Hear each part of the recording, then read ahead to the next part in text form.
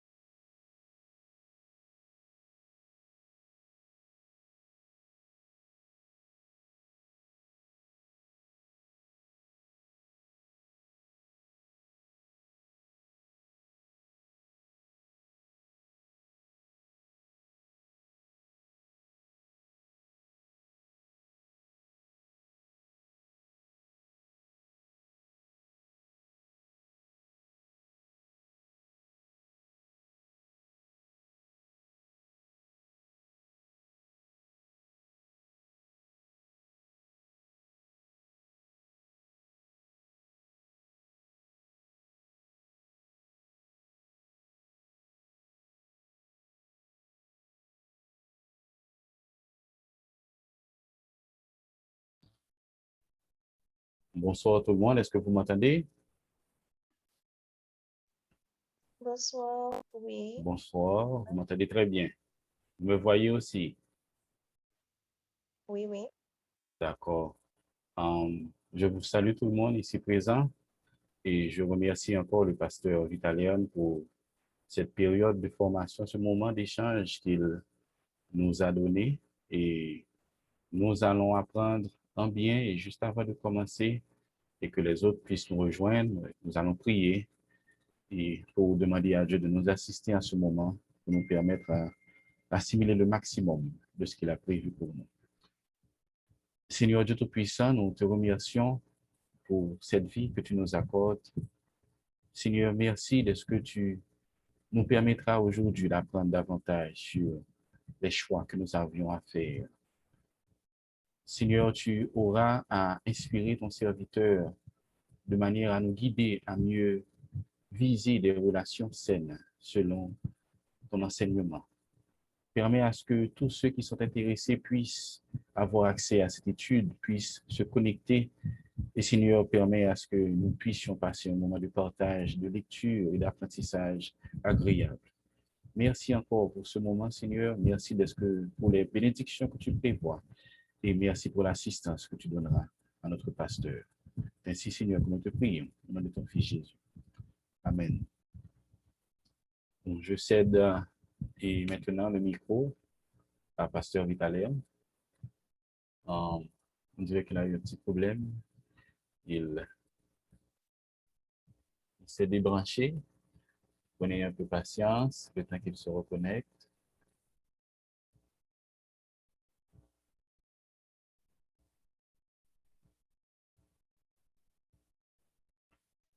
Est-ce que les autres personnes m'entendent? Est-ce que Joubert m'entend? Oui, je t'entends, Femi. Bonsoir tout le monde. Thank you for inviting me. Bonsoir, Joubert. Ok, Géralda m'entend bien.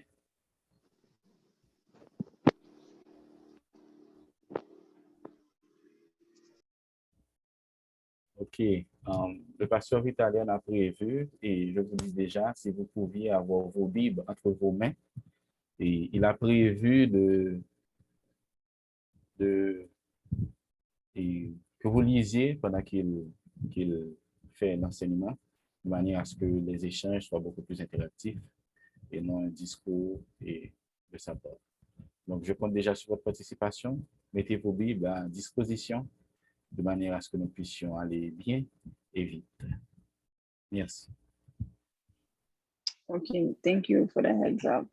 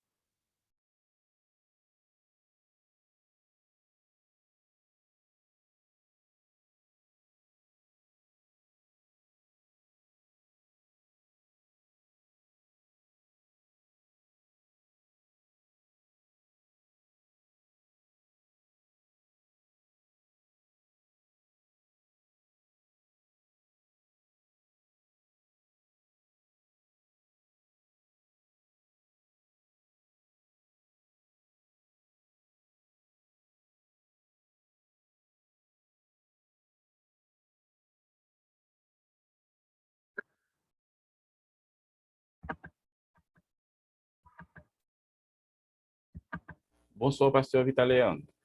Bonsoir, frère Dossou, ça va bien? Ça va, ok. J'ai déjà passé les instructions concernant les Bibles à disposition pour faciliter une lecture rapide. Bon, maintenant, je vous cède le micro de manière à ce que vous puissiez nous apprendre.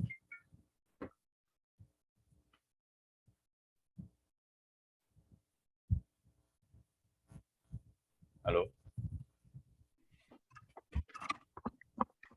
Merci. Bonsoir à tous, c'est un plaisir d'être avec vous aujourd'hui, particulièrement pour parler d'un sujet non seulement d'actualité, mais également d'un sujet que j'ai à cœur, cette question de choix d'un époux, choix d'une épouse, particulièrement dans le contexte chrétien. Je dois vous dire que ce n'est pas un sujet qui interpelle uniquement ceux qui ont la foi en Christ, mais tous ceux qui réalisent jour après jour que le mariage doit se préparer, que le mariage est un aspect de la vie que l'on ne peut pas tout simplement prendre à la légère sous prétexte que l'amour peut tout résoudre. Mais au contraire, il est important de faire en sorte qu'on prenne le temps de bien choisir. Et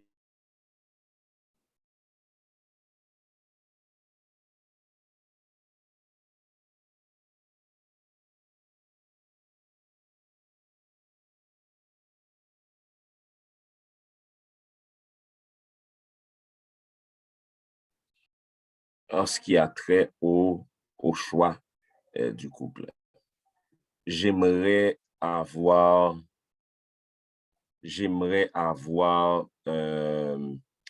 plusieurs personnes qui puissent lire certaines portions du livre de la Genèse, le chapitre 24, et ça va permettre à l'étude d'être beaucoup plus interactive. Il me semble qu'il y a quelqu'un qui n'a... OK, ça va maintenant. C'est parfait. C'est parfait. OK. Qui se porte volontaire? J'ai environ 67 versets. Comme je viens de vous dire, je ne vais pas tout lire. J'aimerais au contraire avoir différentes personnes qui puissent lire peut-être 10 versets par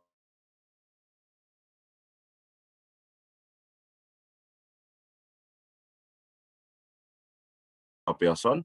Ensuite, on va avoir les points importants de notre étude aujourd'hui. Donc, qui se lance alors? Je vois qu'il y a Géralda, qu'il y a Joubert, il y a Jumernide, il y a Ruth Clerget et bien sûr, il y a Sébastien Dossou. Donc, qui se porte volontaire, et vous pouvez commencer à lire à partir du verset 1er jusqu'au verset 10. Ensuite, quelqu'un d'autre lira, je vous prie. Genèse 24. Genèse 24, oui, oui. OK. Je me porte volontaire pour les 10 premiers versets. Parfait, merci. Genèse chapitre 24. Vous êtes tous prêts?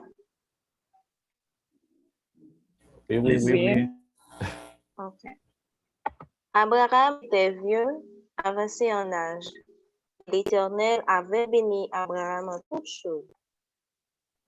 Abraham dit à son serviteur, le plus ancien de sa maison, l'intendant de tous ses biens, mais je te prie, ta main sur ma cuisse, et je te ferai jurer par l'Éternel, le Dieu du ciel et le Dieu de la terre, de ne pas prendre pour mon fils une femme parmi les filles de Cananéens au milieu desquelles j'habite, mais d'aller dans mon pays et dans ma patrie prendre une femme pour mon fils Isaac.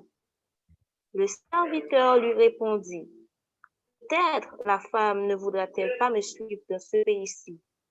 Devrais-je mener ton fils dans le pays d'où tu es sorti? Abraham lui dit, garde-toi d'y mener mon fils. L'Éternel, le Dieu du ciel, qui m'a fait sortir de la maison de mon père et de ma patrie, qui m'a parlé et qui m'a juré en disant, je donnerai ce pays à ta postérité. Lui-même enverra son ange devant toi. Et c'est de là que tu prendras une femme pour mon fils. Si la femme ne veut pas te suivre, tu seras dégagé de ce serment que je te fais faire. Seulement, tu n'y mèneras pas mon fils. Le serviteur mit sa main sous la cuisse d'Abraham, son seigneur, et lui jura d'observer ces choses. Le serviteur prit 10 chameaux parmi les chameaux de son seigneur, et il partit, ayant à sa disposition tous les biens de son seigneur. Il se leva et alla en Mésopotamie, à la ville de Nacan. Parole du Seigneur.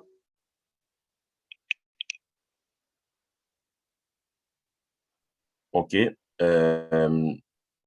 Les 10 prochains versets, je vous prie. Il fit reposer les chameaux sur la ville au-dessus d'un sol. Et de mon Seigneur Abraham, ferme, je te prie, rencontre aujourd'hui ce que je désire. Et envers mon Seigneur Abraham. Voici, je me tiens près de la source d'eau et les gens de la ville vont sortir pour puiser de l'eau. Que la jeune fille à laquelle je dirai, prends la cruche, je prie pour que je boive, et qui répondra, bois, et je donnerai aussi à boire à tes chameaux, soit celle que tu as dit au Isaac.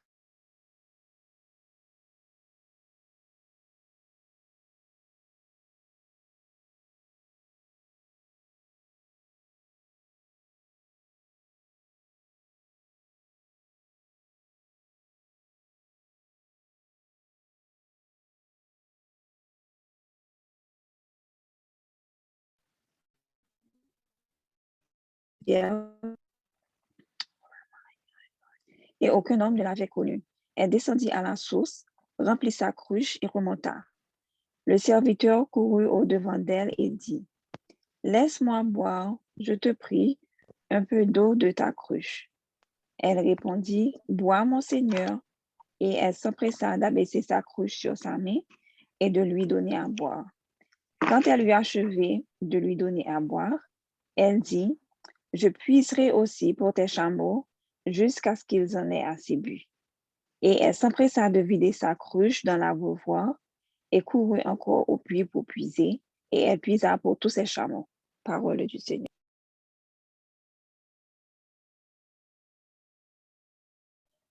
Est-ce que je peux avoir un autre volontaire, je crois? L'homme la Pour lire regardait les avec étonnement et 10 autres sans rien versets. dire. Vous m'entendez? Oui. OK. L'homme la regardait avec étonnement et sans rien dire pour voir si l'Éternel faisait réussir son voyage ou non. Quand les chameaux eurent fini de boire, l'homme prit un anneau d'or du poids de demi-cycle et 2 bracelets du poids de 10 cycles d'or. Et il dit, de qui es-tu fille? Dis-le-moi, je te prie. Y a-t-il dans la maison de ton père de la place pour passer la nuit? Elle répondit, je suis fille de Bethuel, fils de Milca et de Nachor. Elle lui dit encore, il y a chez nous de la paille et du fourrage en abondance, et aussi de la place pour passer la nuit. Alors l'homme s'inclina et se prosterna devant l'Éternel en disant, béni soit l'Éternel, le Dieu de mon Seigneur Abraham, qui n'a pas renoncé à sa miséricorde et à sa fidélité envers mon Seigneur. Moi-même, l'Éternel m'a conduit à la maison des frères de mon Seigneur. La jeune fille courut raconter ces choses à la maison de sa mère. Rebecca avait un frère nommé Laban, et Laban courut dehors vers l'homme près de la source.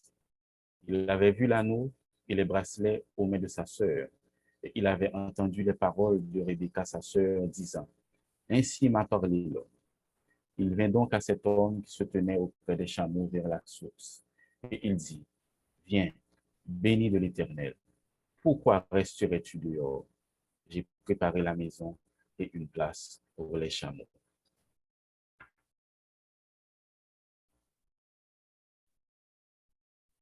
Volontaire?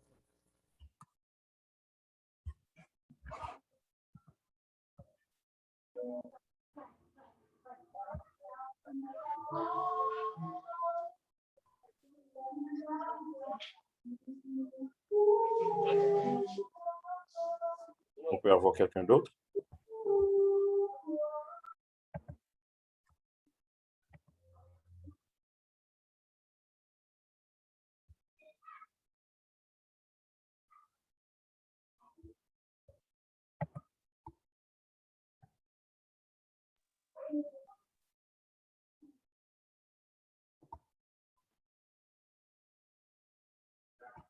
Est-ce qu'on peut avoir quelqu'un d'autre pour continuer?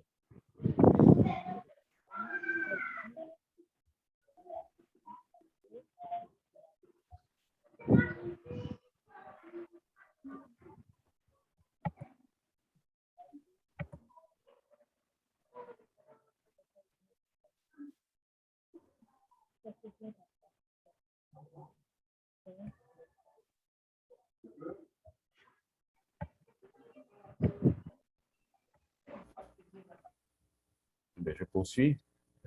Mais oui, s'il te plaît. L'homme arriva à la maison, Laban fit décharger les chameaux et il donna de la paille et du fourrage aux chameaux et de l'eau pour laver les pieds de l'homme et les pieds des gens qui étaient avec lui. Puis il lui servit à manger. Mais il dit, je ne mangerai point, avant d'avoir dit ce que j'ai à dire. Paul, dit Laban. Alors il dit, je suis serviteur d'Abraham. L'Éternel a comblé de bénédictions, qui est devenu puissant. Il lui a donné des brebis et des bœufs, de l'argent et de l'or, des serviteurs et des servantes, des chameaux et des ânes. Sarah, la femme de mon Seigneur, a enfanté dans sa vieillesse un fils à mon Seigneur, et il lui a donné tout ce qu'il possède. Mon Seigneur m'a fait jurer en disant, tu ne prendras pas pour mon fils une femme parmi les filles des Cananéens, dans le pays desquels j'habite.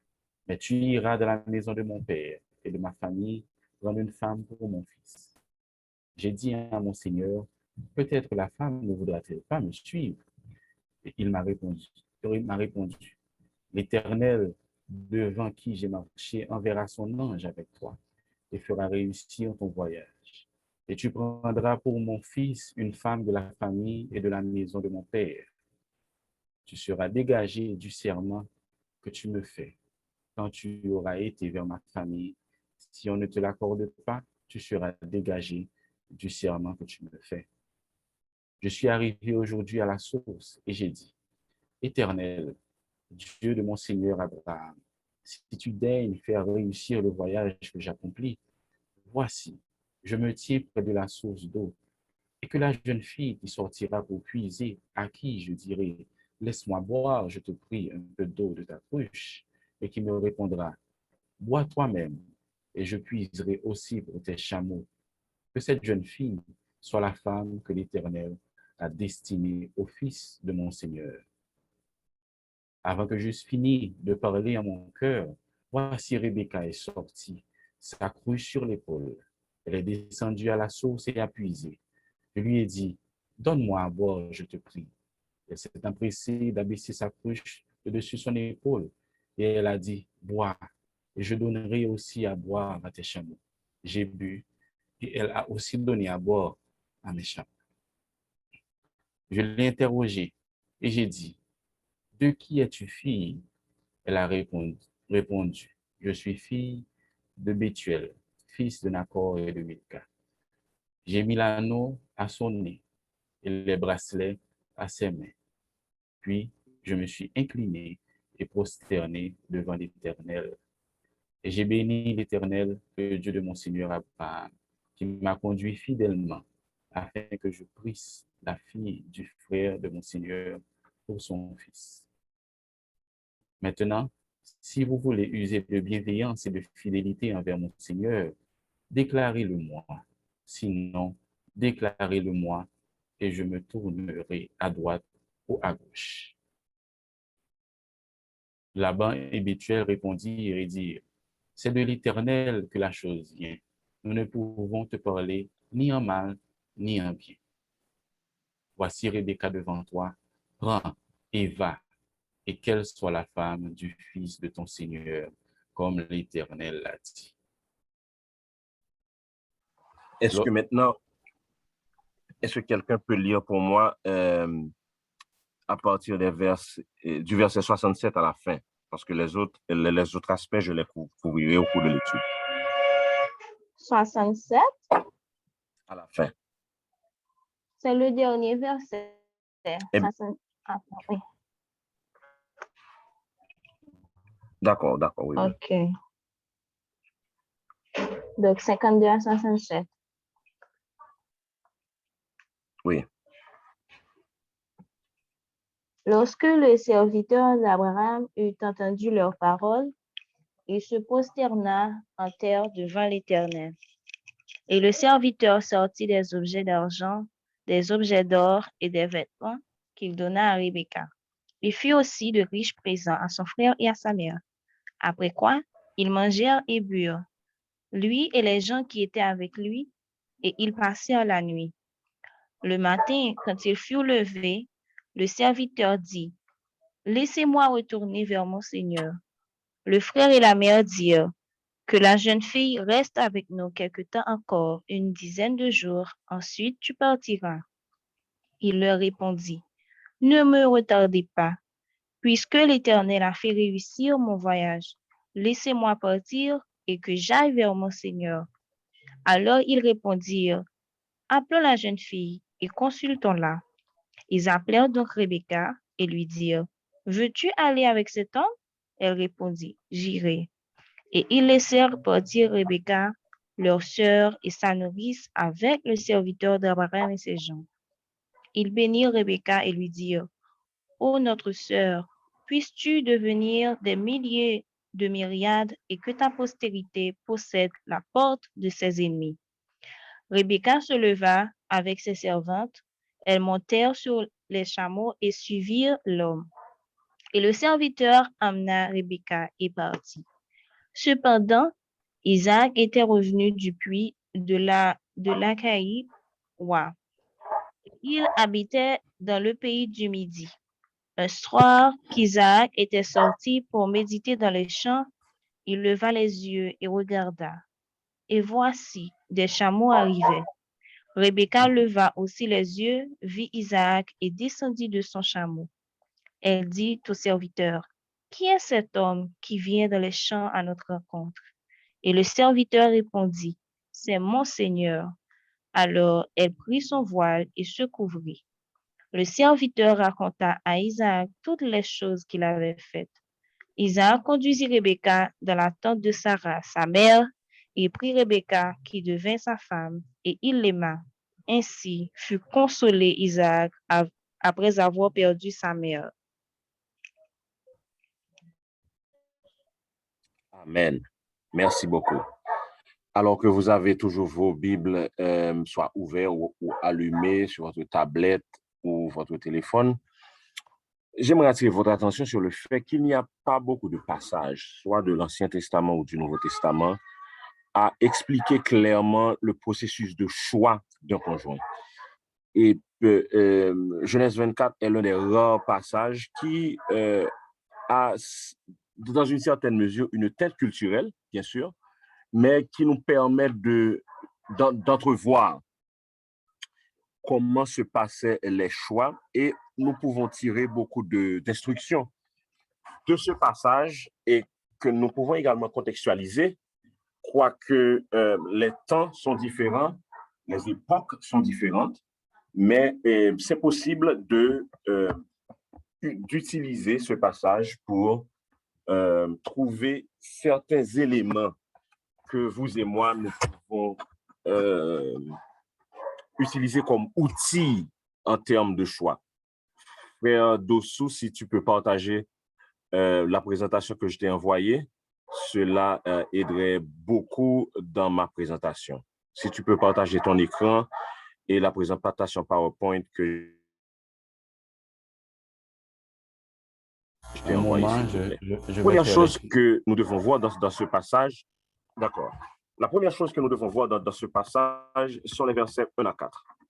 Les versets 1 à 4 nous expliquent clairement que ce qu'Abraham a fait lorsqu'il voulait choisir un fils, une femme pour son fils. J'ai bien précisé, Abraham a choisi une femme pour son fils. Aujourd'hui, nous avons la latitude, nous avons l'opportunité de choisir nos époux et nos épouses, mais il y a de cela plusieurs centaines d'années, les choix ne se faisaient pas uniquement par celui ou celle qui allait se marier. La famille, merci, la famille était très, très impliquée. Et nous pouvons voir au verset 1 à 4 que la première chose qu'Abraham avait faite, c'était d'établir des standards, c'est-à-dire des critères de choix avant même de, si je peux utiliser cette expression, d'aller à la chasse ou pour choisir une femme pour son fils. Donc, ça, c'est la première chose. Abraham a dit au verset 3, « Jure-moi par l'Éternel, le Dieu du ciel et est le Dieu de la terre, que tu ne prendras pas pour mon fils une femme parmi les filles des Cananéens au milieu desquels j'habite, mais tu iras dans mon pays, au sein de ma parenté, prendre une femme pour mon fils Isaac. Abraham avait établi des standards spécifiques pour le choix d'une femme pour son fils. Et vous et moi, lorsque nous voulons construire une relation à visée, je pourrais dire, de mariage, il ne faut pas, premièrement, aller chercher, entre guillemets, la bonne femme ou le meilleur homme, mais c'est d'établir nos standards. C'est-à-dire quelles sont mes valeurs, c'est-à-dire quelles sont mes convictions personnelles. Et si nous sommes chrétiens, ces standards doivent sortir directement des Saintes Écritures. Abraham ne voulait pas des Cananéennes pour son fils. Bien sûr, si vous faites une analyse historique des Cananéens, les Cananéens ont servi de faux dieux. Et Abraham savait clairement que si son fils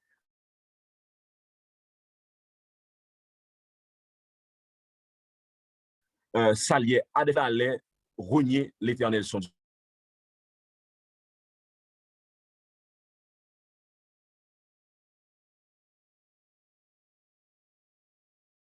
Et à partir de ces standards, il serait très facile pour lui de savoir quelle est la bonne personne ou quelle est la personne qui n'est pas la meilleure personne pour son fils. Et ma question pour vous, quels sont vos standards? Les Saintes Écritures nous fournissent certains standards. Par exemple, le Seigneur nous dit clairement dans 1 Corinthiens chapitre 6 que l'un des premiers standards que nous devons avoir, c'est de nous allier à quelqu'un qui a la même foi que nous. Donc, nous devons nous allier à un chrétien ou une chrétienne. Ça, c'est l'une des premières choses. La deuxième chose, c'est le standard moral. Est-ce que c'est quelqu'un qui vit une vie chrétienne conforme aux Saintes Écritures? Nous pouvons également regarder en Galates chapitre 5, le verset 22. Est-ce que cette personne a les fruits de l'esprit en elle? Donc, il y a ces différents standards moraux que nous pouvons trouver à partir des Saintes Écritures qui doivent être les pistes pour nous. Donc, il faut établir vos standards. Si je puis vous donner un devoir de maison, prenez une feuille de papier après l'étude et placez vos standards. Quels sont vos standards bibliques? Est-ce que la personne avec laquelle vous êtes, est-ce que c'est quelqu'un qui connaît le Christ? Est-ce que c'est quelqu'un qui grandit dans sa foi? Est-ce que c'est quelqu'un qui aime le Seigneur? Est-ce que c'est quelqu'un qui cherche à développer le fruit de l'esprit en lui ou en elle? L'amour, la paix, la joie, la bonté, la patience. Et vous pouvez lire également en 1 Corinthiens chapitre 13, qu'est l'amour? Est-ce que c'est quelqu'un qui a le respect? Par exemple, en Éphésiens chapitre 5, à partir du verset 22 et jusqu'au verset 31, Dieu donne certains standards pour que le mari prenne soin de sa femme et la femme de même envers le mari, que le mari respecte, que la femme respecte son mari. Est-ce que c'est quelqu'un déjà dans ses relations avec les autres? Est-ce que c'est quelqu'un qui est respectueux? Est-ce que c'est quelqu'un qui s'offre parfois de manière sacrificielle pour une autre personne? Donc, tous ces éléments vont vous permettre d'entrée de jeu, je pourrais dire, de pouvoir faire les tris. Abraham avait placé les standards avant même d'envoyer son serviteur choisir une femme. Vous et moi, nous devons établir nos standards. Prochaine diapositive, s'il vous plaît. Deuxièmement, lorsqu'on a les standards, nous savons comment faire le tri des différentes personnes qui viennent sur notre chemin. La deuxième chose, il faut apprendre à se connaître. Abraham se connaissait ses standards, connaissait également son objectif pour son fils et il avait une relation personnelle avec le Seigneur qui le guidait. J'entends souvent dire que pour avoir un bon mariage, il faut choisir la bonne personne. Laissez-moi vous dire, pour avoir un bon mariage, il faut être la bonne personne. Parce que vous pouvez trouver une bonne personne, mais si vous, personnellement, vous avez vous ne vous connaissez pas bien, vous pouvez être un poison pour l'autre personne. Donc, la deuxième chose, c'est de se connaître soi-même. Socrate a dit, Niotiséoton, connais-toi toi-même. Parce que lorsque vous vous connaissez, il sera, avec vos standards, il sera facile de voir quel type de personnes, et selon ces standards, pourront vivre et développer une relation forte avec vous-même. Et la connaissance de soi commence par la connaissance de son arrière-plan. D'où est-ce que je viens? Dans quelle famille suis-je né? Quelle est la culture familiale? Est-ce que j'ai eu de bonnes relations avec mes parents? Comment résout-on les problèmes dans notre famille? Qui suis-je en tant que personne par rapport à mes frères, mes sœurs, mes parents? Votre arrière-plan personnel est extrêmement important, mais également, quels sont mes objectifs dans la vie? Par exemple, je peux vous encourager à faire cette analyse. Si vous êtes, par exemple, un médecin, vous êtes un chirurgien et que vous n'avez pas vraiment d'horaire parce que on peut vous appeler à 11 h du soir, minuit, 1 h du matin, et que vous ayez une femme ou un homme qui tout simplement veut toujours avoir son mari ou sa femme sous le toit de 4 h de l'après-midi jusqu'au lendemain matin. Écoutez, à partir de votre vision de la vie, vous savez que cette personne-là ne pourra pas être le bon choix pour vous, étant donné que votre choix de carrière n'est pas compatible aux aspirations de cette personne. À titre d'exemple, si vous êtes quelqu'un qui pratiquait une profession libérale, vous êtes un avocat, vous êtes un professeur à l'université, par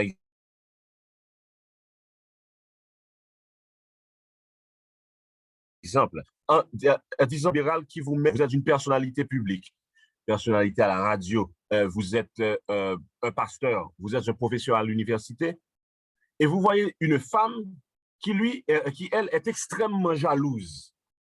Laissez-moi vous dire, mon frère, c'est la dernière personne avec qui développer une relation. Parce que votre carrière est une carrière de contact, de lien avec des gens.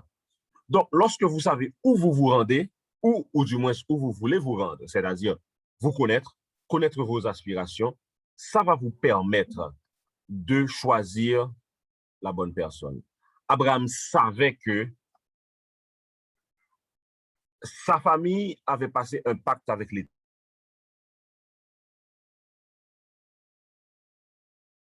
l'Éternel. Et de vivre avec l'Éternel.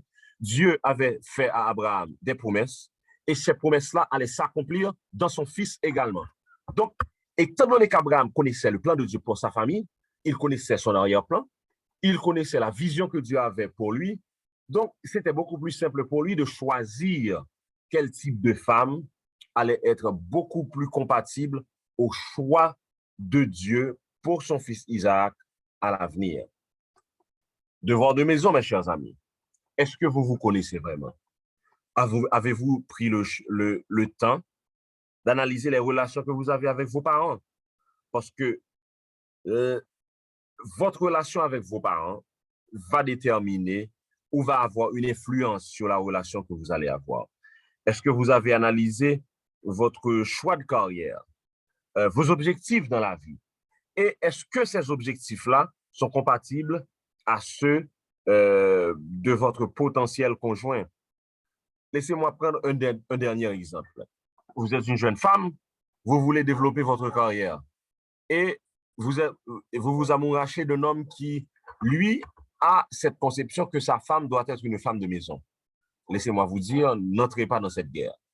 Parce que vos visions de la vie sont trop différentes. Vous voulez aller travailler, vous voulez développer votre carrière, vous voulez passer vos journées dans une administration publique ou privée, mais votre potentiel époux a une toute autre vision de votre vie. Parce que lui, il veut que vous soyez à la maison tout le temps avec les enfants pour faire à manger et autres.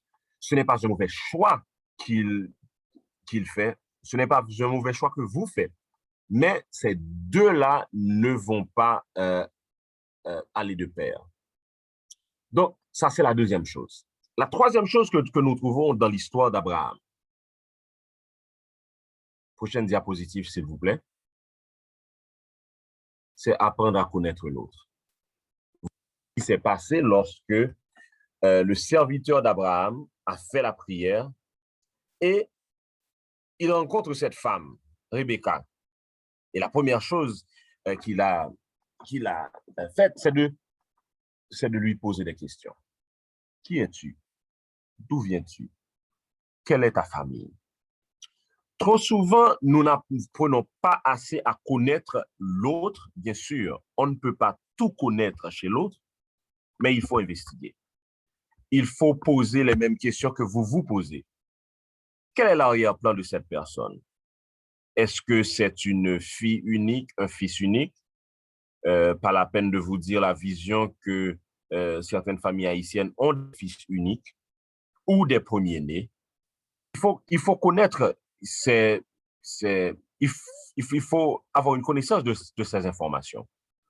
Quelle est la vision de l'autre personne? Quelle est sa vision de la vie? Quelle est sa vision de l'éducation des enfants? Quelle est sa vision de sa relation avec la belle famille?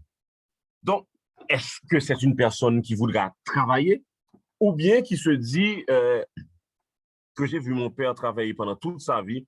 Moi, finalement, j'aimerais avoir une femme qui prenne soin de moi et je veux rester à la maison pour m'occuper des enfants, tandis que vous avez une autre vision du rôle de l'homme dans le foyer. Donc, apprenez à poser ces questions.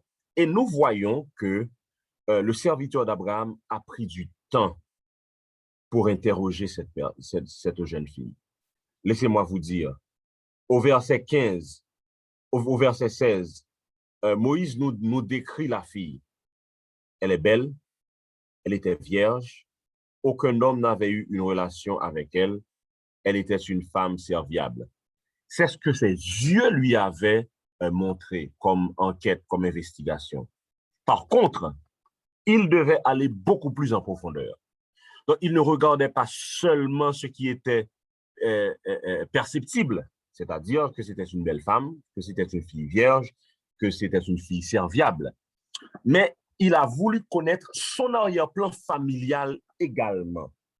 Je sais que cela peut paraître un peu vieux jeu, mais laissez-moi vous dire, vous allez vous épargner de beaucoup de problèmes si vous apprenez à connaître l'arrière-plan de la personne avec laquelle vous êtes ou de la personne avec laquelle vous voulez être.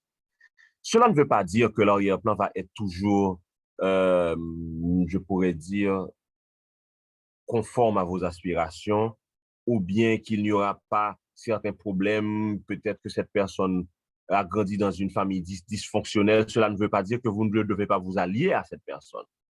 Mais cela veut dire de préférence, il est important de savoir avec qui vous avez affaire, quels sont les défis auxquels vous allez faire face, quelles sont les bonnes choses également auxquelles vous allez faire face ou que vous allez jouir. Il faut connaître l'arrière-plan. À titre d'exemple, si quelqu'un voulait se marier au fils de Salomon, ce serait important pour cette femme de réaliser qu'il va se marier à quelqu'un dont le père aimait beaucoup les femmes.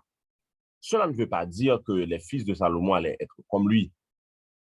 Mais quand même, cette expérience-là allait de toute façon avoir un impact positif ou négatif sur les enfants de Salomon. Donc, il faut, comme l'a fait le serviteur d'Abraham, apprendre à connaître l'autre. Ma question pour vous, est-ce que vous avez appris à poser les bonnes questions? parfois, on ne pose pas les bonnes questions pour avoir les bonnes réponses et on descend tête baissée vers le mariage. Je vous encourage à prendre du temps pour questionner la personne avec laquelle vous êtes là présentement, la personne avec laquelle vous voulez développer une relation de couple. Donc, c'est la troisième chose que nous voyons dans ce texte. Prochaine diapositive, s'il vous plaît.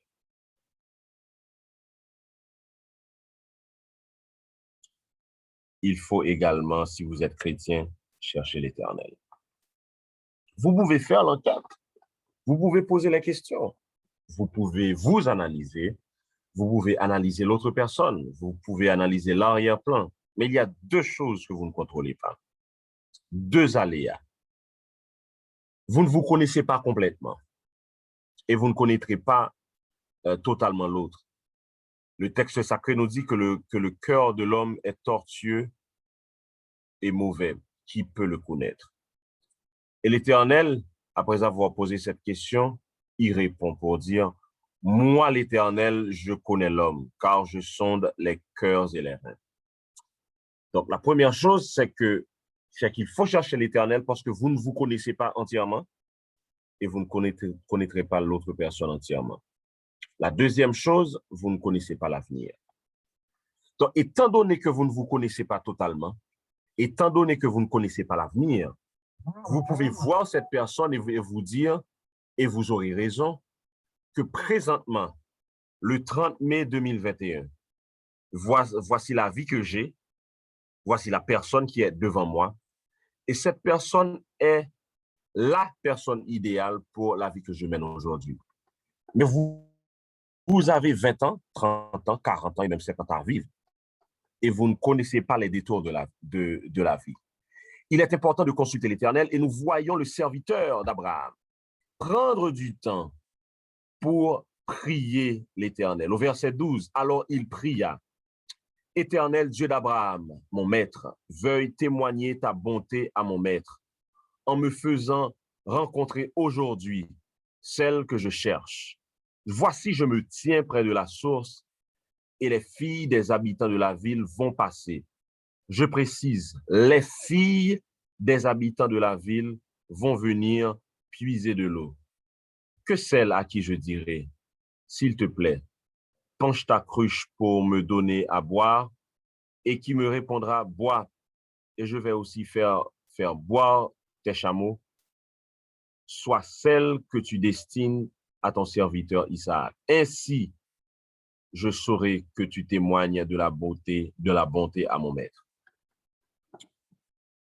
Il demande à l'Éternel de l'orienter. Et j'ai bien précisé, les filles. Parce que probablement, il y avait plusieurs jeunes filles vierges. Il y avait plusieurs jeunes filles belles de visage.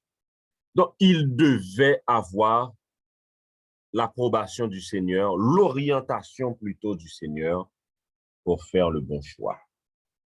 Il faut prendre du temps. Malgré l'enquête que nous devons faire, prendre du temps pour chercher l'Éternel, pour prier l'Éternel, pour qu'il puisse nous orienter vers de bons choix. Dans le livre de Job, Élihu eut à dire, Dieu parle tantôt d'une manière, tantôt d'une autre. Oui, le Seigneur parle de différentes manières, et nous allons voir sous peu, mais il faut un autre élément par rapport à la manière dont Dieu parle, mais il faut prendre du temps pour écouter la voix de l'Éternel.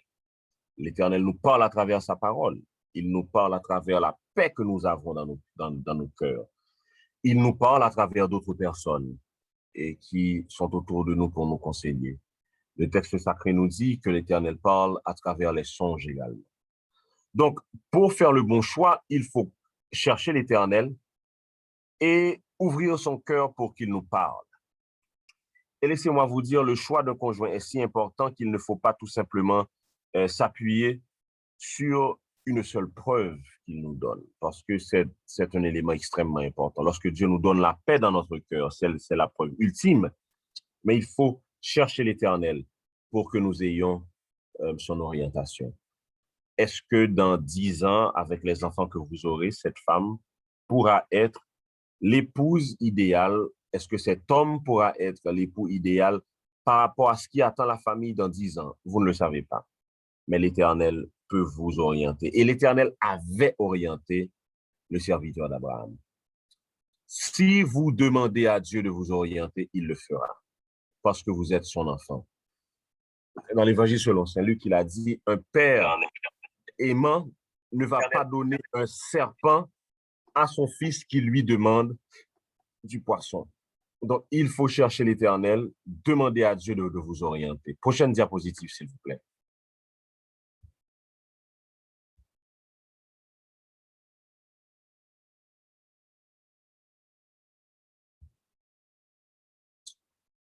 Ensuite, il faut éprouver le choix. Tester le choix, passer le choix dans les cribles de la relation. Est-ce que vous remarquez que la prière du serviteur d'Abraham a été exaucée? Le verset 13 nous dit, il n'avait pas encore fini de parler que Rebecca arriva, la cruche sur l'épaule. C'était la fille de Bethuel, fils de Milca et de Nachor, le frère d'Abraham. La jeune fille était très belle, elle était vierge, aucun homme ne s'était uni à elle. Le serviteur reçoit une réponse automatique. Automatiquement après avoir prié, la jeune femme vient devant lui. Et si vous lisez les versets suivants, elle donne de l'eau au serviteur, mais également à ses chameaux. Mais il ne s'arrête pas là. Il va parler à la famille de la fille pour voir est-ce que la réponse que lui a donnée l'Éternel, est-ce que la famille va acquiescer? Est-ce que la famille va être d'accord? Donc, il passe ce choix au crible familial pour voir est-ce que là où est son cœur, là où son enquête l'a mené, est-ce que son enquête et son cœur concordent avec le choix de la famille? Au verset 28, nous voyons que la jeune fille va vers sa famille, parle à sa famille, et le serviteur de l'Éternel parle à la famille également. Et tout concorde à un point tel que la fille dit, je vais partir avec le serviteur d'Abraham pour aller trouver l'homme avec lequel je dois me lier. Gédéon nous montre également la nécessité d'éprouver le choix. Donc, mes chers amis, il faut prendre du temps non seulement pour écouter la voix de l'Éternel, mais également pour, dans la relation que vous avez avec cette personne, de continuer dans votre enquête, de continuer à prier, de continuer à analyser, même si vous êtes dans cette relation, est-ce qu'effectivement, au cours de ce cheminement, le Seigneur est toujours là? Est-ce qu'effectivement, nos routes se croisent par rapport à l'éducation des enfants et autres? Donc, il faut continuer à éprouver la relation pour voir là où elle est, pour voir est-ce que le Seigneur confirme le choix que nous faisons. Il est important pour vous et moi, mes chers amis, bon, moi je suis déjà marié, mais il est important pour ceux qui ne sont pas encore mariés, de s'assurer d'avoir la bénédiction familiale. Parce que lorsque vous n'avez pas la bénédiction familiale et que vous êtes en train de passer des moments difficiles dans le foyer, dans votre foyer, dites-moi où vous allez vous rabattre. Vous aurez besoin de l'approbation de vos parents, vous aurez besoin de l'approbation de votre futur beau-père ou belle-mère. Si c'est difficile, je vous encourage à ne pas tout simplement plonger dans la relation. Prenez du temps pour analyser, pourquoi on ne veut pas de moi ou qu'on ne veut pas d'elle ou de lui. Prenez du temps pour prier, étant donné que vous êtes Seigneur a fait ce choix pour qu'il puisse ramollir le cœur de la famille qui ne vous accepte pas. Mais c'est extrêmement important d'éprouver le choix que vous faites. En dernier lieu, prochaine diapositive, s'il vous plaît. Et pour moi, je pense que c'est un point très important. Ce n'est pas parce que vous êtes chrétien, ce n'est pas parce que Dieu a confirmé votre choix que vous devez tout simplement piétiner certaines valeurs culturelles. Je sais que dans notre communauté, parfois, ça donne beaucoup de problèmes, spécialement au niveau des adultes, au niveau de la famille, c'est-à-dire que au niveau de votre, entre guillemets, futur beau-père ou belle-mère, certaines personnes disent tout simplement, Dieu a fait le choix pour moi et je n'ai rien à voir avec les parents. Je mène la relation comme je l'entends. Mais voyez ce que le serviteur de l'Éternel avait fait. Lorsqu'il est rentré chez la jeune fille, il était de coutume, qu'en rentrant chez une jeune fille pour lui demander la main, de venir avec des présents. Il aurait pu dire, l'Éternel m'a orienté, mon maître a une relation solide avec le Seigneur, je prends la fille, je rentre avec elle et c'est tout. Non, il a respecté les valeurs culturelles. Il est venu, il a demandé la main de la fille, il a apporté des présents, ensuite il est parti avec. Trop souvent, nous faisons face à certains problèmes qui n'émanent pas du Seigneur, ces problèmes n'émanent pas du malin, mais ces problèmes émanent tout simplement de nous, qui avons une mauvaise perception de la manière de gérer nos relations de couple. Connaître le Seigneur, avoir le choix du Seigneur ou avoir l'approbation du Seigneur ne veut pas dire qu'on doit piétiner toutes les valeurs culturelles. D'ailleurs, dans le livre de l'Apocalypse, il est dit qu'à la fin des temps, nous allons nous réunir en tant que peuple de toute nation, de toute race, de toute langue. Ce sont des éléments culturels qui vont être transférés même après notre vie de ce côté du monde. Donc, il faut se rappeler des éléments culturels. Est-ce que malgré le choix du Seigneur, je n'ai pas à respecter les heures où cette jeune fille doit rentrer chez elle? Mais bien sûr. Est-ce que parce que le Seigneur m'oriente, je n'ai plus besoin en rentrant chez ce jeune homme pour dire bonjour ou autre, tout simplement parce que j'ai le sceau du Seigneur? Mais bien sûr que non. Est-ce que tout simplement parce que j'ai le sceau du Seigneur, je suis autorisé à préparer un mariage où je n'invite ni mes parents, ni les parents de la jeune fille? Mais bien sûr que non. Il faut malgré tout se rappeler des éléments culturels qui vont souder ma relation avec celle de ma famille, mais également de ma belle famille. Mes chers amis, le mariage est une bonne chose, mais il est très, très important, avant de se plonger tête baissée dans cette relation, de prendre du temps pour screener, pour analyser, pour bien comprendre comment faire ce bon choix. J'ai vu avec vous certains éléments, par exemple, établir des standards, apprendre à se connaître, apprendre à connaître l'autre, apprendre à chercher l'Éternel. Il faut éprouver le choix et ne pas mettre de côté nécessairement les valeurs culturelles. Si vous avez des questions, je serai heureux de les recevoir et d'y répondre. Merci.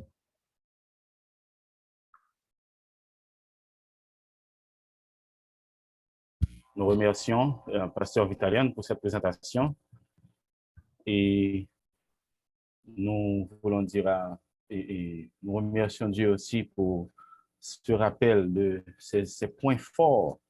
Et si je me permets d'ajouter pour les questions, et pasteur italien, et ces valeurs valent aussi pour le mariage, parce que quand on est marié, il faut toujours s'accrocher à ces points-là que vous avez cités. Parce que si vous êtes marié et que vous ne cherchez pas Dieu pendant le mariage, eh bien, le mariage peut se tourner à un désastre. Donc, Mais bien sûr, mais oh oui, j'aimerais définitivement. j'aimerais quand même vous dire comment, et pour ceux qui sont déjà mariés, qui nous écoutent, comment les, les, comment les aider à approcher ces mêmes points sur le plan du mariage. C'est-à-dire que pour ceux qui sont déjà mariés, qui sont avec nous, comment mettre ces points-là au niveau du mariage. Oh, d'accord. Laissez-moi vous dire, frère Dossou, beaucoup de personnes sont rentrées dans le mariage sans cette analyse. Et je présume qu'ils se disent, pourquoi n'avais-je pas fait ces enquêtes? La chose que vous pouvez faire maintenant, c'est de poser ces questions pour mieux connaître votre conjoint. Parce que, et mieux vous connaître également. Parce que cela va vous permettre de réduire certaines tensions, réduire certaines frictions. À titre d'exemple, vous avez grandi dans un foyer où votre père était quelqu'un qui remplissait les tâches ménagères à la maison. Et pour vous, c'était un élément assez normal. Vous mariez à quelqu'un dont le père ne faisait rien à la maison, ou le père était toujours dans les rues, ou l'autre personne, comme c'est le cas pour plusieurs familles haïtiennes, ou l'autre personne, c'est-à-dire le conjoint ou la conjointe, n'avait pas grandi sous le même toit avec son papa. Connaître ces informations va mieux orienter les couples pour voir, ah, d'accord, maintenant je comprends pourquoi mon mari ne m'offre pas des fleurs pour mon anniversaire. Parce qu'on n'a jamais fêté un anniversaire dans le contexte de sa famille. Je comprends pourquoi mon mari ou ma femme accorde beaucoup d'importance au travail.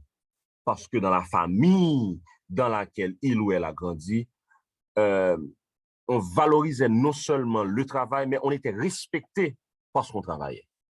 Donc, tandis que le conjoint veut avoir son mari à 4 heures de l'après-midi ou à 5 heures après le bureau, pour le mari, pour se faire respecter et pour être aimé, il doit travailler dur pour apporter beaucoup d'argent à la maison. Donc, il va rester au bureau à 8 heures, 9 heures du soir.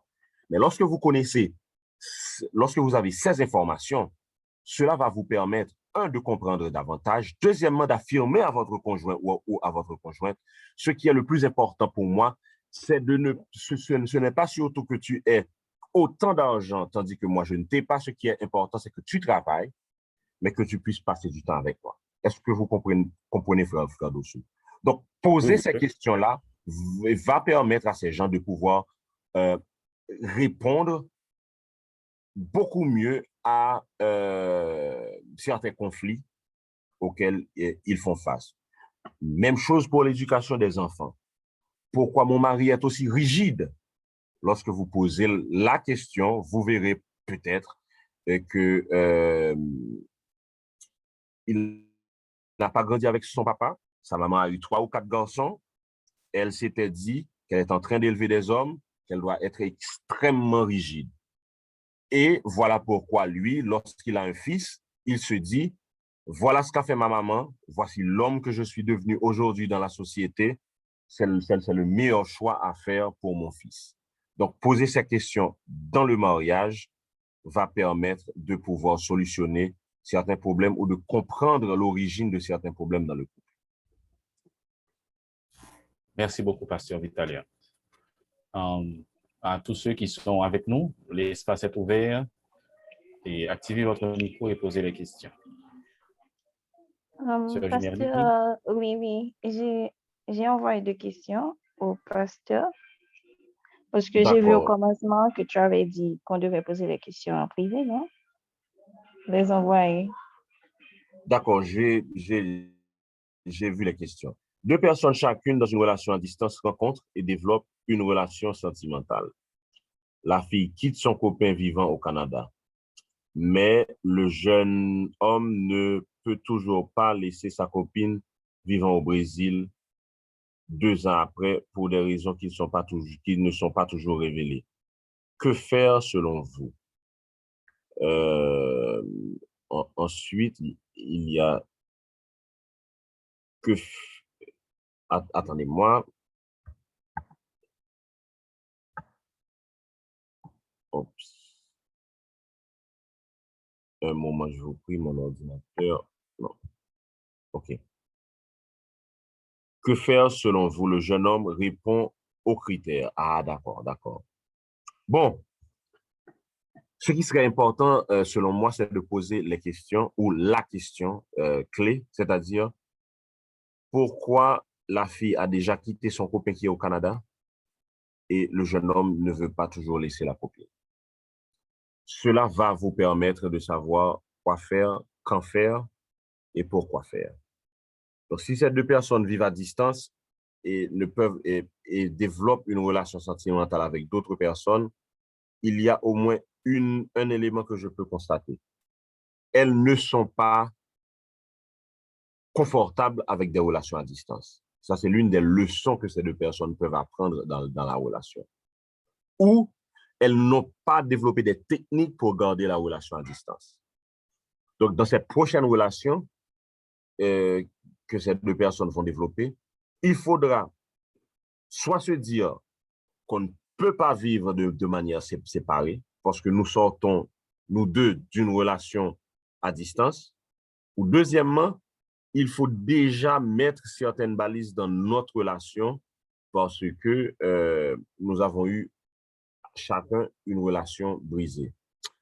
Ensuite, il faut poser la question, madame.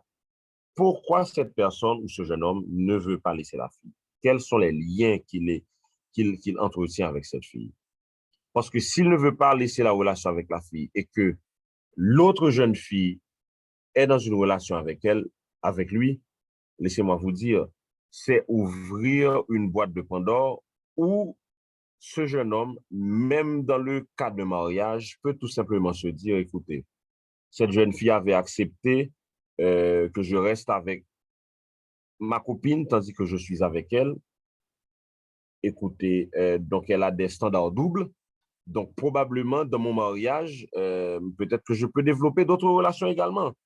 Donc, il faut être clair pourquoi il ne veut pas laisser la fille et ne pas nécessairement tout simplement rester à supporter uniquement, mais de dire, tu dois faire un choix. Et voici le laps de temps que je te donne pour faire le choix, soit moi ou cette fille. Parce que continuer à garder deux relations en même temps pour les chrétiens, c'est inadmissible, mais également pour la santé de votre relation, ce n'est pas une bonne chose. La deuxième question, partant du fait que Dieu stipule malheur à l'homme qui se confie en l'homme, est-il justifié qu'un partenaire décide de ne pas faire confiance à son conjoint au point de faire des tests ADN pour ses enfants et les membres de sa femme et pour ses enfants si sa femme est tombée enceinte? Bon, laissez-moi vous dire, souvent on prend ce texte hors de son contexte.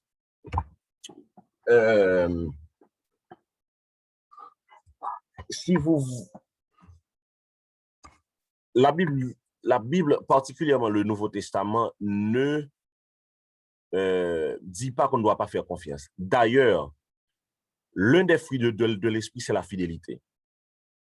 L'un des fruits de l'esprit, c'est la fidélité.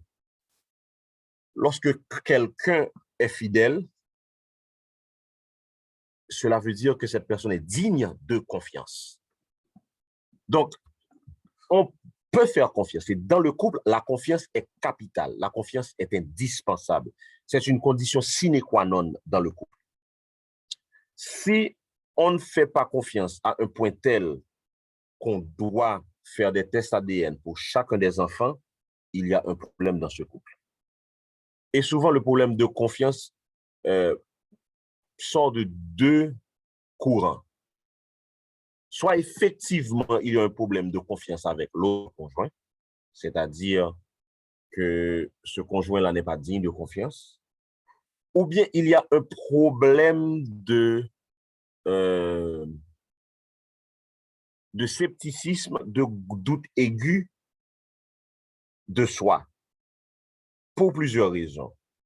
On peut se dire, par exemple, que je sors d'une famille où il y avait de l'infidélité, je sors de certaines relations où l'autre personne était infidèle, où j'ai peur de faire confiance pour ne pas être déçu.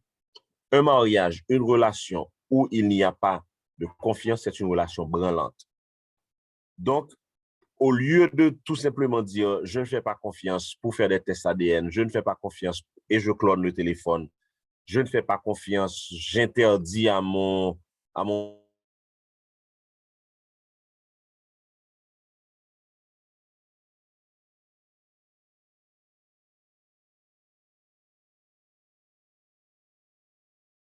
de préférence construire la relation pour bâtir la confiance dans la relation. Une relation dans laquelle il n'y a pas de confiance, c'est une relation branlante. C'est une relation également où il y a un ou des esclaves. Celui ou celle qui ne fait pas confiance est esclave. Et cette personne a tendance à mettre le joug sur l'autre personne, c'est-à-dire la personne qui est en face. Il faut définitivement développer la confiance dans une relation.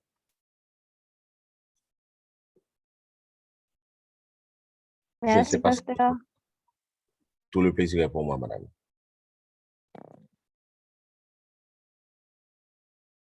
Frère Dessous, je ne sais pas s'il y a des questions via Facebook. Et jusqu'à présent, je vérifie encore. On ne voit pas encore. L'espace est ouvert à tous ceux qui veulent poser des questions. Donc, n'hésitez pas. L'espace est à vous.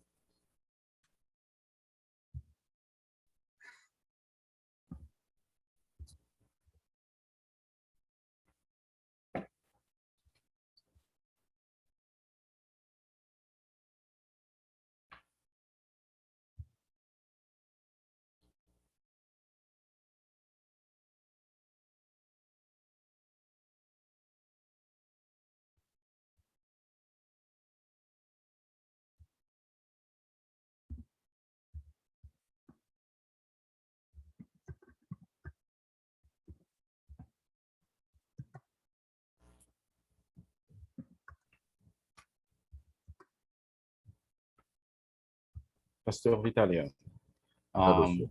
j'ai une question à poser encore pour. Qu'en est-il? Parce qu'il y en a plusieurs qui, dans ce processus de screenage pour le choix, et ils tombent souvent dans un dilemme entre leurs standards et les standards de Dieu.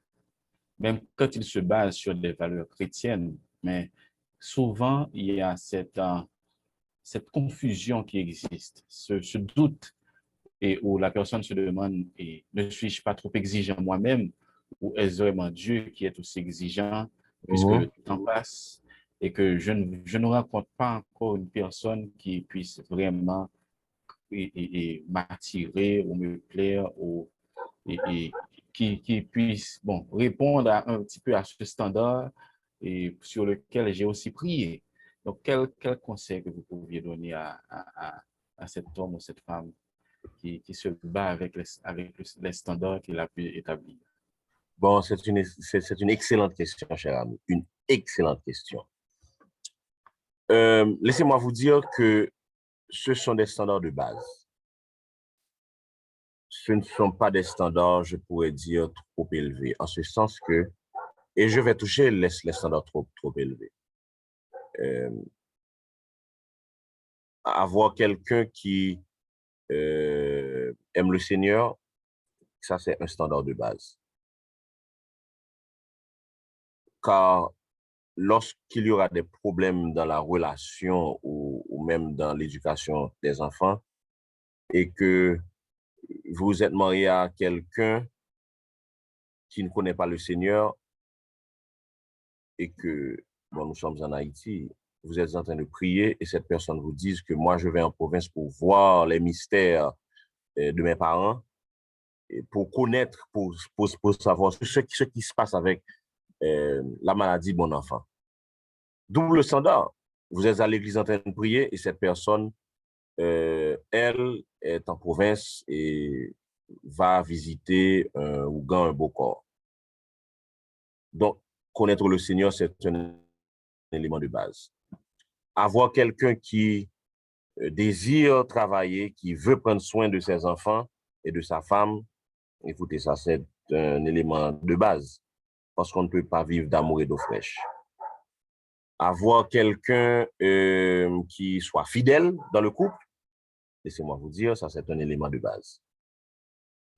Maintenant, les standards trop élevés ou les standards irréalistes peuvent poser problème et posent problème.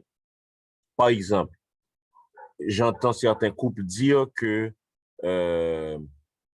moi, je ne veux pas passer des mauvais moments dans mon couple. Donc, étant donné que je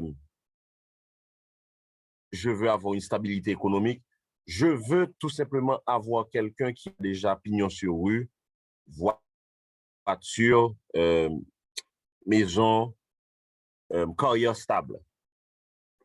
Mais dans le contexte de notre pays, cette stabilité commence à la fin de la trentaine et au début de la quarantaine. Et vous êtes dans votre vingtaine. Et généralement, les gens qui sont à la fin de leur trentaine et au début de leur quarantaine sont déjà casés. Ces gens-là sont déjà mariés. Est-ce que vous êtes là, frère Dosso? Oui, oui, je suis là, je suis là. Donc, se dire qu'on ne va pas commencer avec quelqu'un, mais on veut tout simplement rejoindre cette personne dans la course vers le succès, pour moi, c'est un peu irréaliste. Et je dis souvent aux femmes, vaut mieux vous construire au lieu de vous dire que je vais me rabattre sur une autre personne et que cette personne, peut-être au cours d'une discussion, va vous dire, écoute, tout ce que tu es et tout ce... Ah, c'est moi qui te l'ai donné. Et je peux vous dire que ça, c'est une gifle très forte. De préférence, dites-vous, je veux avoir quelqu'un qui a un potentiel. Nous allons bâtir notre vie économique ensemble. Peut-être que nous allons avoir des moments difficiles, mais lorsque nous aurons stabilité économique, lorsque nous aurons enfants et autres, on pourra regarder ensemble dans le rétroviseur pour dire nous avons construit cela ensemble. D'une part. D'autre part, il y a certaines personnes qui disent, bon, moi, je veux un homme et 1,90 m et aux yeux et aux cheveux de Denzel Washington. Je veux une femme de telle ou telle chose et autres, avec des précisions telles que si cette personne ne sort pas, par exemple, de telle école et avoir tel métier ou telle autre chose, parfois ce sont des standards, je peux dire, irréalistes. Vaut mieux avoir des éléments réalistes et bibliques et construire avec cette personne. Parfois, j'entends des gens dire le standard chrétien, c'est-à-dire avoir un chrétien est un standard irréaliste ou un standard trop élevé.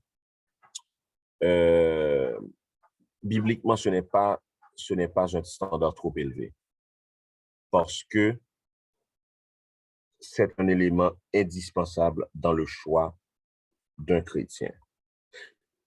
Donc, basons nos choix sur les standards bibliques.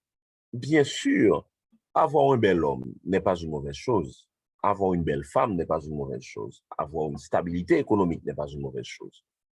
Mais souvent, on se penche sur cela sans regarder les éléments bibliques qui sont beaucoup plus fondamentaux.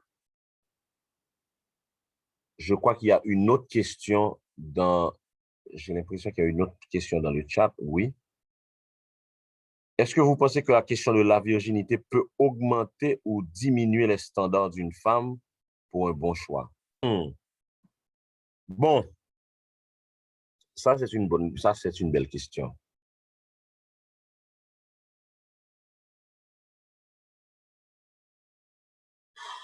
Il faut comprendre que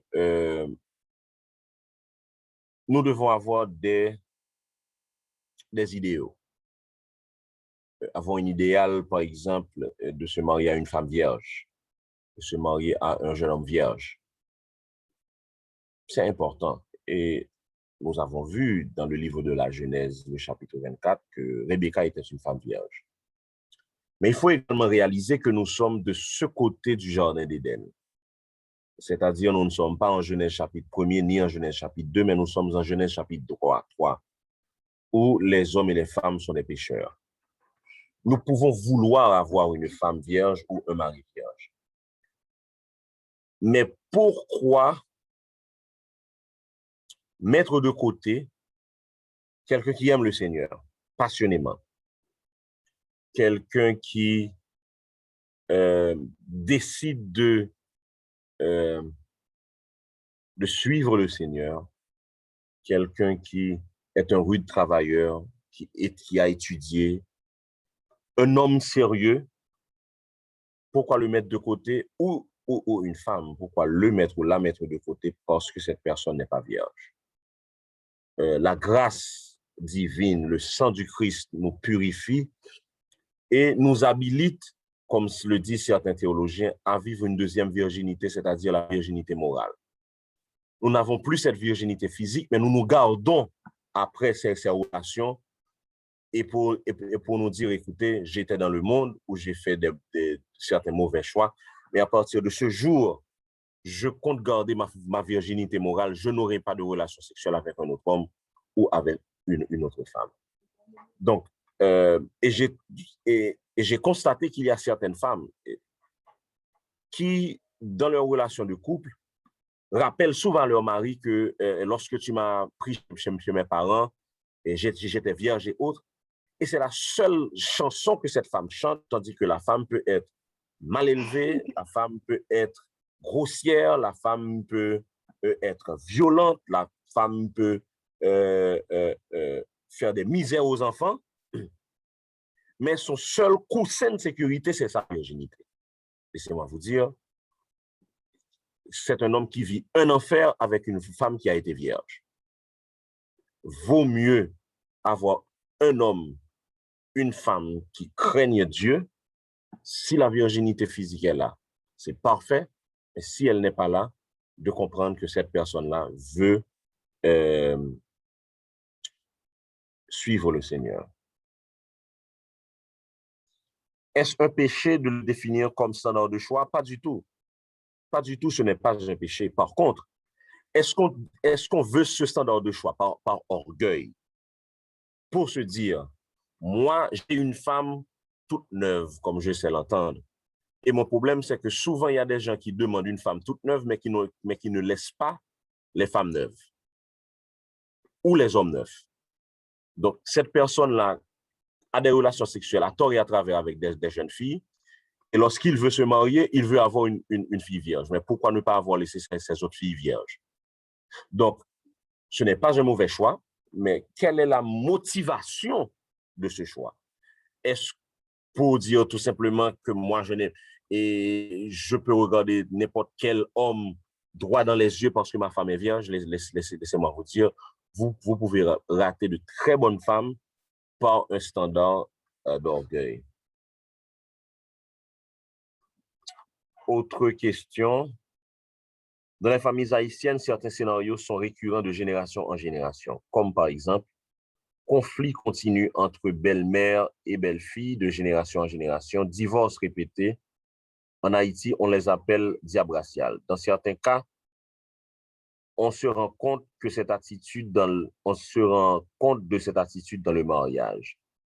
Quelle attitude peut adopter le jeune chrétien avant le mariage dans une situation, dans son évaluation et après le mariage? Excellente question. Comme je l'ai mentionné, il est important de faire cette analyse familiale. Rappelez-vous, non seulement pour l'autre personne, mais pour soi également. parce que nous pouvons voir les divorces répétés, nous pouvons voir les conflits répétés, mais il y a également ces tendances dans certaines familles et aux dépenses exagérées répétées ou de génération en génération, les gens travaillent dur, mais gaspillent l'argent. Donc, ce n'est pas uniquement... il ne faut pas prendre les questionnements de manière trop restreinte, mais beaucoup plus large, beaucoup plus étendue. Rappelez-vous, ce n'est pas parce qu'une personne sort d'une famille difficile que cette personne ne doit pas avoir un mariage avec quelqu'un d'autre ou que ses parents aient divorcé. C'est un signal des travaux que l'on doit faire dans la relation. À titre d'exemple, si dans ma famille, il y a des divorces répétés, je dois m'assurer avec le futur conjoint ou la future conjointe, je dois m'assurer à analyser les causes de ces divorces, à me préparer davantage dans mon mariage, à analyser les points chauds peut-être qui peuvent engendrer ces divorces et éventuellement même avoir des conseillers qui me guident, mon épouse et moi, dans ma relation. Mais également apprendre ces incidents répétés au sérieux pour prier et jeûner à ce sujet. C'est-à-dire, d'une part, je me confie dans le Seigneur, dans la prière et dans le jeûne. D'autre part, je me prépare dans mon mariage. Parce que ce qui se passe, quelqu'un peut avoir des parents qui ont divorcé. Cette personne n'a pas guéri de ce divorce et cette personne n'a pas pris les dispositions pour développer des techniques pour avoir un mariage en paix, un mariage fructueux. Par exemple, certains divorces ont lieu par mauvaise communication. Qu'est-ce que vous faites pour avoir une meilleure communication avant de vous marier? Certains divorces ont lieu à cause de la violence conjugale, violence verbale et violence physique. Et vous voyez que vous avez tendance à reproduire l'attitude de vos parents. Ce que vous devez faire, c'est faire une analyse, chercher de l'aide. Si vous êtes violent physiquement, si vous êtes violent verbalement, savoir pourquoi vous êtes aussi violent verbalement et pour changer. Donc, cela peut sauver votre mariage. Donc, ce n'est pas tout simplement de vous dire que je vais chercher quelqu'un qui a grandi dans une famille qui n'a jamais eu de problème. Sinon, vous n'allez jamais vous marier. Donc, il faut faire cette enquête préalable, mais après cette enquête, quelles sont les dispositions que nous allons prendre pour avoir un mariage qui sort du carcan familial, c'est-à-dire sort du carcan générationnel de ces différents problèmes. Donc, ceci est très, très important. Autre question. Je me connais si un garçon a tout principe li so di la yo, li pas chrétien, est-ce que remen pas fait si moun sa décidé convertir? Écoutez, mais si moun sa décidé pour le convertir, pour le vin non chrétien, remen ça qu'a fait. Par contre, ça m'a découragé. M'a découragé que moun sa vin convertir tout simplement parce que je l'ai gagné. Il supposé vin convertir parce que il voulait gagner Jésus-Christ de Nazareth dans la ville qui peut transformer la ville. Le ça m'a pas encouragé, le monde ça pas vin converti. Au lieu pour dire oui, automatiquement, quitter le suivre dans classe école dominicale, quitter le foile grandi, bal peut-être 2 mois, 3 mois, 4 mois, 5 mois, avant même nous rentrer dans la relation, ça, pour le capable grandir lui-même dans foile comme chrétien. Comment réagir face aux infidélités de nos mariés? Car souvent la société nous manipule et nous encourage à continuer dans le mariage, même si au quotidien la famille sait que le père voit d'autres femmes. Là, c'est confronter la personne, carrément. Ne pas tout simplement dire, je vais rester dans la relation et tandis qu'il y a de l'infidélité répétée, confronter la personne et chercher de l'aide. Si c'est quelqu'un qui fait partie d'une communauté chrétienne, chercher de l'aide auprès de chrétiens mûrs, sinon chercher de l'aide auprès d'un conseiller conjugal, auprès d'un psychologue. Mais il faut confronter cette personne parce que les enfants peuvent souffrir de cela et l'époux ou l'épouse, vous avez parlé de l'infidélité d'un homme marié, il y a l'infidélité également des femmes mariées.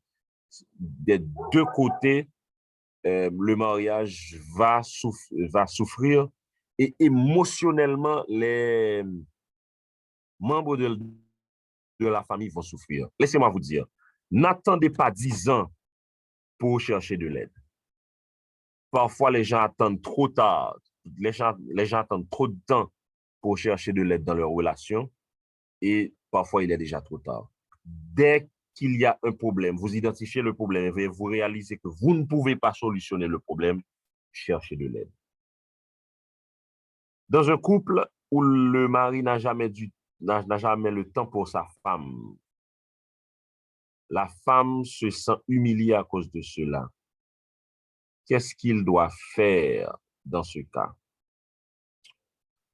Premièrement, pourquoi l'homme n'a pas de temps pour la femme? Pourquoi? Il faut comprendre pourquoi. Parce qu'il y a beaucoup de raisons qui peuvent, entre guillemets, justifier le fait que l'homme n'ait pas le temps pour sa femme. Deuxièmement, comment est l'atmosphère de la relation? Est-ce une relation toxique? Est-ce une relation qui fonctionne bien? Est-ce qu'il y a des non-dits dans la relation? Est-ce qu'il y a des conflits non résolus dans la relation? Comment est l'atmosphère dans la maison? Est-ce une atmosphère chaleureuse? Et quel est le tempérament de cette femme? Quelle est l'atmosphère qu'apporte la femme dans cette relation? Et ce qui est valable pour la femme est valable également pour l'homme.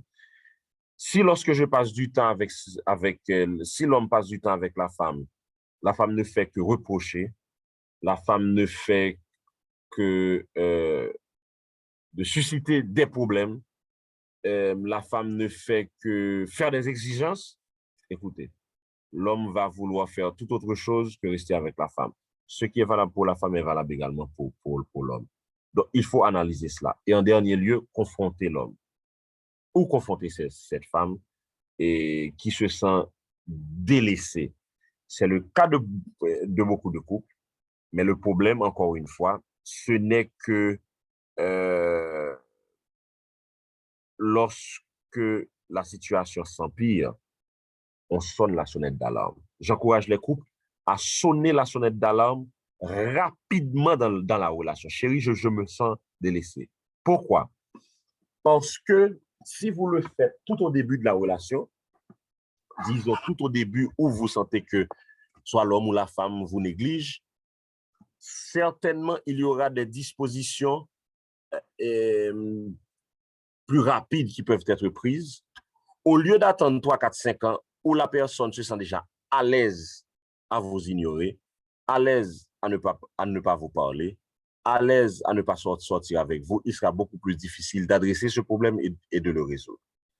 Donc, d'entrée de jeu, il faut l'affronter.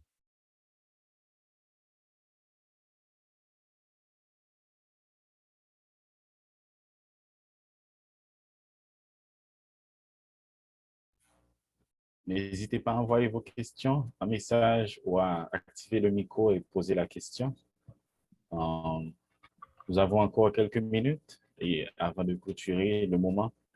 Et vers 8 heures, nous devons clore ce moment d'enseignement.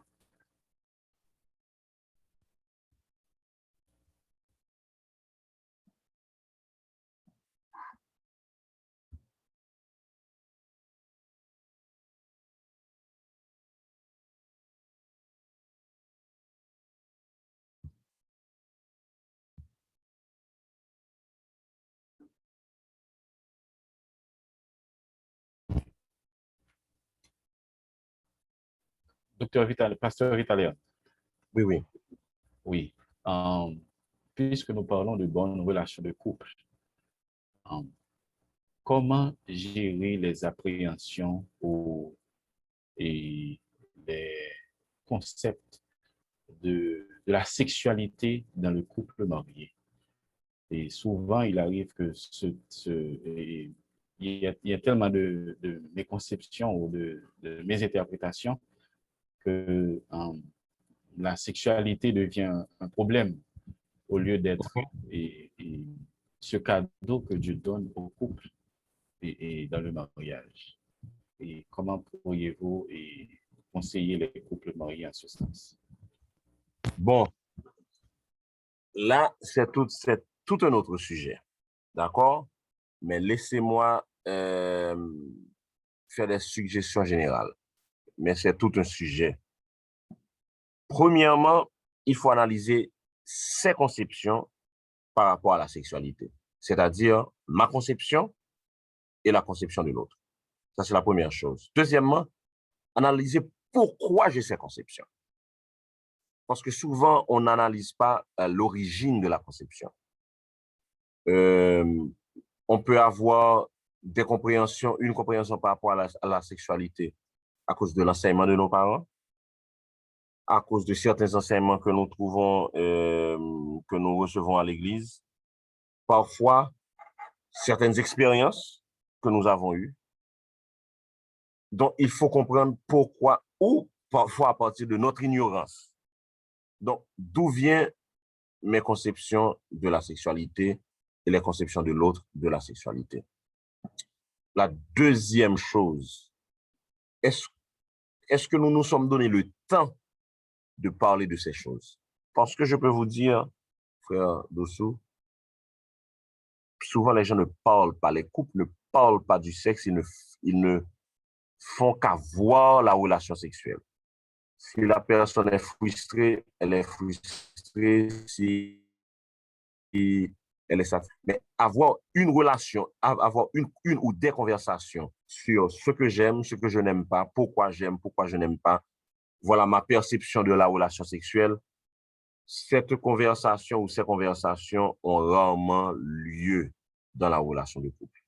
Donc, la première chose, c'est de comprendre les origines de mes perceptions, de les analyser, de les passer au crible pour voir ce qui est valable, ce qui ne l'est pas. Et laissez-moi vous dire, on peut se dire mentalement qu'une conception n'est pas valable, mais malgré tout, la barrière reste toujours à cause des émotions. Donc, cela peut prendre du temps et du courage pour traverser cette barrière. Parce qu'on peut trouver des gens qui sont super ouverts dans leur vie, qui peuvent avoir des conversations assez ouvertes, même par rapport à la sexualité, mais l'émotion que charrie cela, l'expérience et l'arrière-plan familial peuvent parfois être beaucoup plus puissantes que les connaissances que nous avons par rapport à la sexualité. Donc, il faut connaître l'origine de nos perceptions, de nos conceptions. Ensuite, prendre le courage de parler de cela. C'est l'une des raisons pour lesquelles ce que vous faites là maintenant et ce que les églises font, c'est-à-dire s'asseoir en communauté pour discuter de ces choses en communauté, sont extrêmement importantes pour une raison simple. On peut entendre quelque chose d'un autre couple, d'autres personnes, de conseillers, d'experts, et réaliser que, bon, apparemment, j'ai un problème. Étant donné que 2, 3, 4, 5 couples sont beaucoup plus épanouis, parlent beaucoup plus ouvertement de la sexualité, et cela peut être un premier pas pour parler à mon conjoint de la sexualité.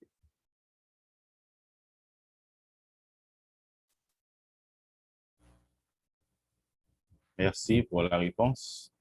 Bon, et je pense qu'il n'y a plus de questions. Et jusqu'ici, merci encore, Pasteur Vitalion, pour ce moment d'enseignement. Et juste avant que nous prions pour finir, si vous pourriez faire une petite conclusion. Et là, je vais prier pour qu'on puisse clôturer. Oh oui, oh oui. Merci de m'avoir invité. Ce fut un plaisir de vous parler, mais également de parler à vos internautes. La conclusion est de prendre de prendre du temps d'analyser avant de construire une relation, mais également de réaliser que même lorsqu'on est dans une relation, on doit prendre du temps pour donner du temps à la relation et pour continuer de construire la relation. Et lorsqu'on est dans le mariage, il faut s'investir dans le mariage.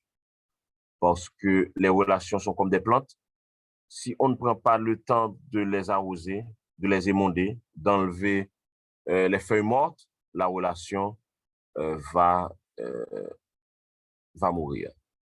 Donc, j'espère que tout ce qui a été dit aujourd'hui a été une bénédiction pour ceux qui écoutaient, mais pas seulement écouter, mais également appliquer. Et c'est le plus difficile. Donc, je vous encourage à ne pas tout simplement vous dire que, bon, moi, j'ai mes conceptions en tête et autres. Essayez de parler à des gens qui n'ont pas fait ce que j'ai mentionné et qui maintenant souffrent et vous disent, si seulement j'avais fait cette enquête, ma relation aurait été mieux. Donc, prenez du temps pour construire votre relation. Merci. Merci, Pasteur Vitalian. Et pour clôturer, nous allons prier.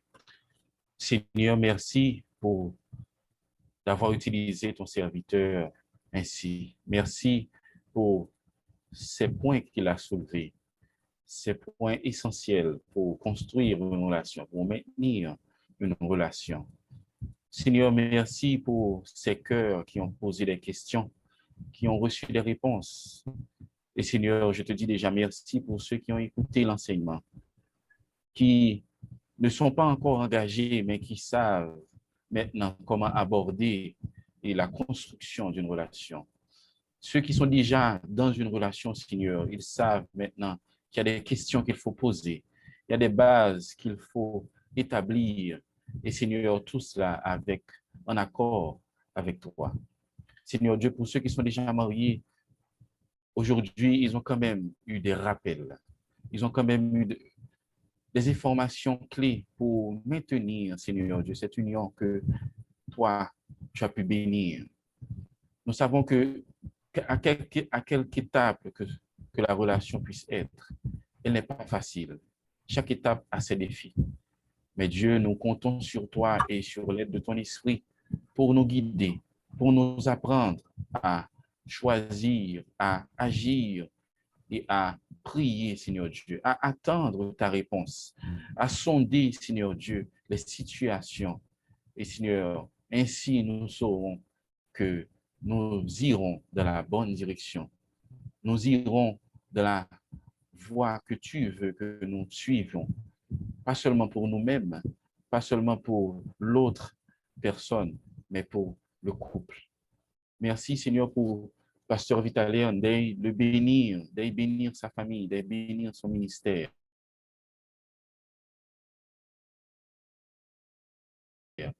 Et Seigneur, permet à ce que ton œuvre, et permet à ce que nous puissions encore nous rencontrer à la fin du prochain mois. Telle est la prière que nous t'adressons, ô Dieu, notre Père, au nom de ton Fils Jésus, lui qui vit et qui règne au siècle des siècles. Amen. Merci encore à vous tous qui avez pris ce temps pour participer à l'étude. Merci encore au pasteur Vitalian d'avoir donné de tes connaissances, des bénédictions que Dieu a pourvues à ta personne et à ta famille et de les avoir partagées avec nous. À la prochaine, à vous tous, et à une prochaine étude, pasteur Vitalian, à l'avenir, si Dieu le veut. Merci et bonne soirée. Bonne soirée à vous tous. Merci.